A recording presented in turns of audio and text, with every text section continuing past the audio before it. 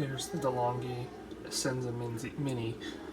I just wanted to show the warm-up time, a basic temperature.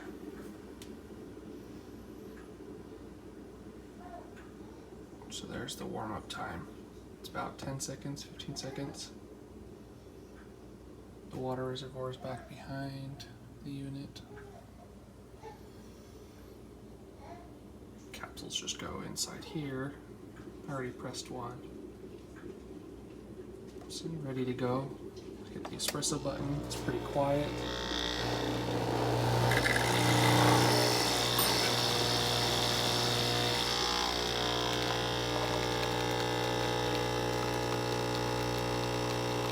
That's what I've noticed is about 150 almost every single time. So pretty accurate, and then the glass cools it off.